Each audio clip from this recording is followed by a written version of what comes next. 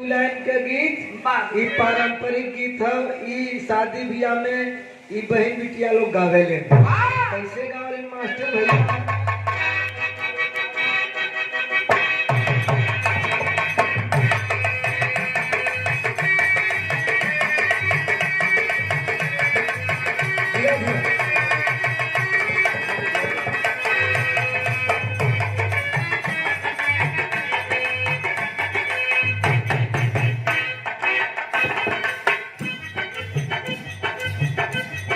बस बस अब सही बस सही। आप थोड़ा सा तैयार हो जाए, चाहे यार पीछे में लेवे तो नहीं आवत है अब सही है। ई देखा ई बहन बिटिया लोग गावेले। हमारी पूरी जिंदगी गाड़ा कराही वाले।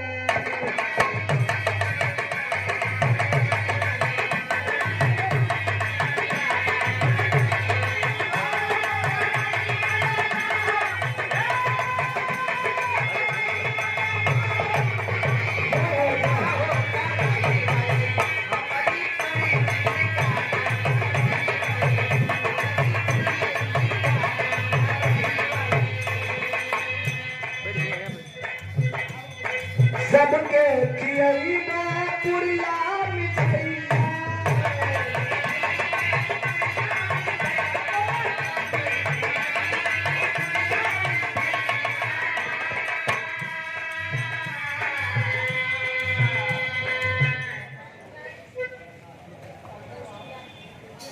राजस्व लिपिक आप तहसील ज्ञानपुर, आप उषा देवी जी विष्णु के माई बाप भगवान, आपकी तरफ से दूसरी बार पुरस्कार।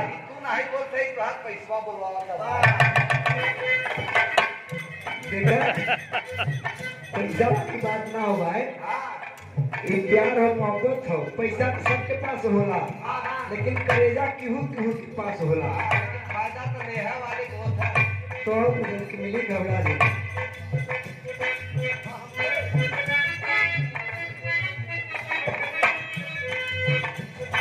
सबके खियई में पुड़िया मिठाइया।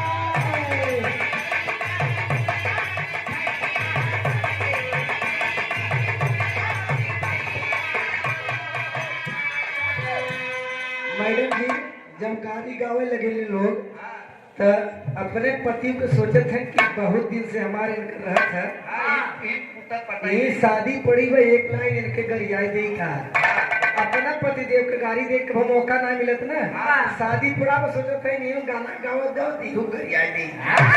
अपने पति देव के ओरी कहे कि ये चिंटू पापा गई कि सबके खियई में और पूरी मिठाइया।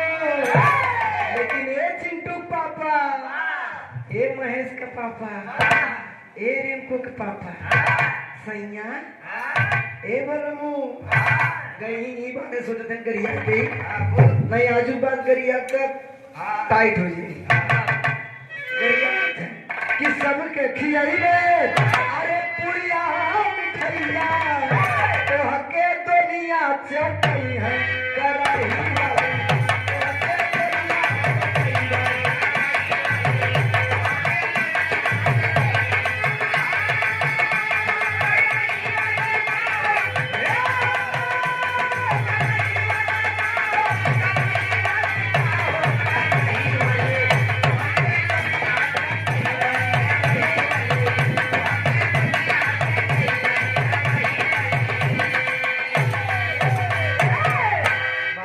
हमरा नाचित भाई औरत लोग बारे पत्थर की भगी औरतन को थोड़ा सा सीखे है। तब तक जो ढेर पढ़ी लिखी औरत ये रहा थे उनने तर्ज बदल देंगे। जैसे मान लो हमारे उषा मैडम है, ये सब पढ़ी लिखी अधिकारी हैं, ये सब नए के जमाने में गावे लगी। कहीं का पुरान गीत गावत हो बहन नहीं नए का गावा तो बुढ़िए सब बेचारी बोले कि कवन रे पतोहिया फिल्म वाला कहीं फिल्म वाला कखे गावत तो नई की लोग गावत हैं कि खतया आई गयो खतया आई गयो खतया आई गए शहर बनारस से खतया आई गयो।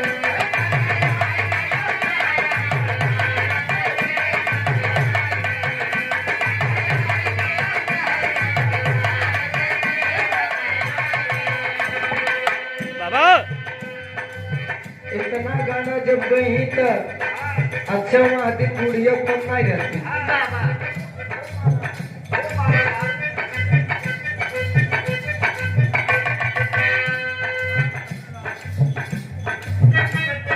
और ये देखो पेशकार तहसीलदार जी की तरफ से सही बोलो थे एक पेशकार हो भैया इतना तक चलती है खूब बढ़ावा वाह भाई ये सबे कलम है और अक्षर पैसा दे।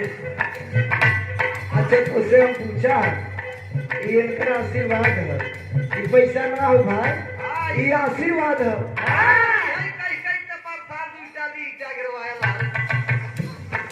गौरव ईटागिरी 50 रुपया पुरस्कार पेशकार महोदय जी की तरफ से तर्ज बदला था यहीं से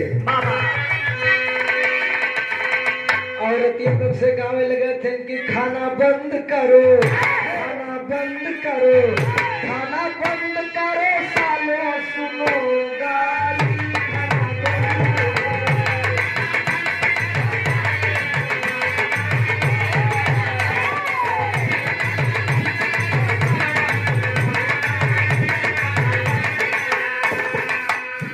कुछ लड़कियां ऊपर 4G मोबाइल लेके गए हैं व्हाट्सएप और फेसबुक चलावत है तो औरतियन के गाना बनावे में टाइम नहीं लगत है उन्हें बतावत है 2G मोबाइल पे इतना गुमान अरे इतना गुमान भला इतना गुमान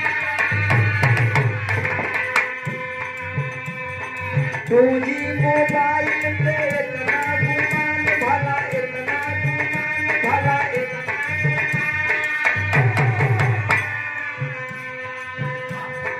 4G अगर पहुंचाता चलता उतान खाना बंद करो खाना बंद करो सालो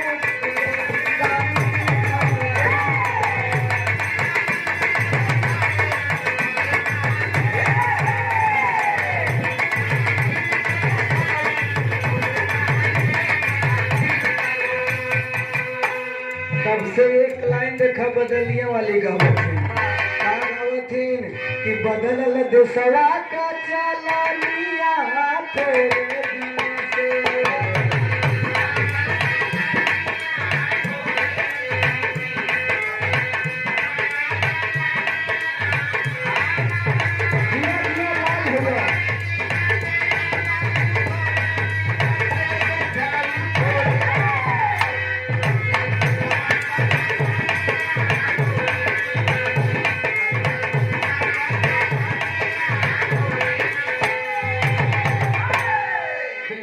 महोदय जी देखा पहले के जमाने में आज के जमाने में बड़ा फर्क रहा है का फर्क रहा कि हर बरधा से खेत जोताले खट खट हुआ बेटी मुर्गा पहिल के निकला कुकुर हुआ नहदी बोरे में दिवाली वो घर हुआ भाई भाई में प्रेम रहा कट कर हुआ